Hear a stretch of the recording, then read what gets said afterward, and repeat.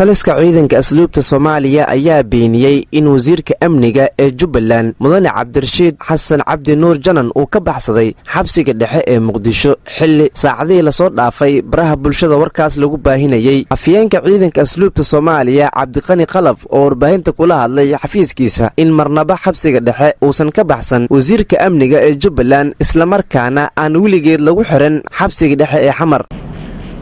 horta waa nasiib darro dadka wax baahinaya oo miidiyaha iyo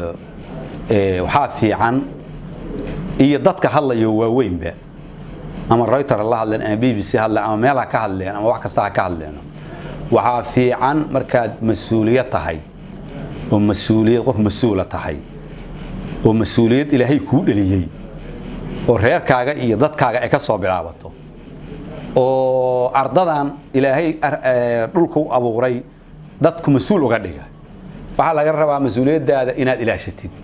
sharafkaaga inaad ilaashatid waxa sheegaysidna wax runa inay ku salaysan yihiin nin la yiraahdo Janan halkaan lama keenin ma naqaan maxkamaduhu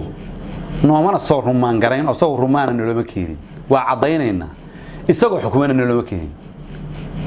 wararka waxaan ka maqlaynaa idaacada iyo warar baan ka maqlaynaa marka waxa fiican in la qaato waxa runta ku salaysan tahay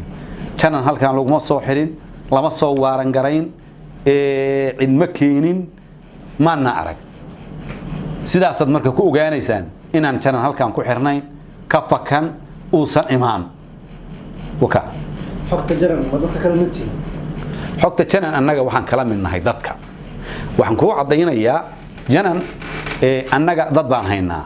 xabiis iyadoo maxabiis oo tira kooban tahay intay tahay waa la yaqaan qof walba soo galay waa yaqaan waaran ku soo galay waa la yaqaan sharciyadu ku soo galay waa la yaqaan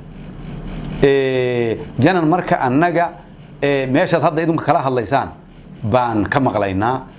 maanaan muxuu ahaa nalooma keenin maanaan arag saasan cadaynayna hadalka afyeenka ciidanka asluubta Soomaaliya ayaa ku soo beegmaya xilli talixigaanka ciidanka booliiska Soomaaliya General Zakiya Xuseen Axmed ay shalay shaacisay in wasiirka amniga Jubbaland uu xabsiga ka baxsaday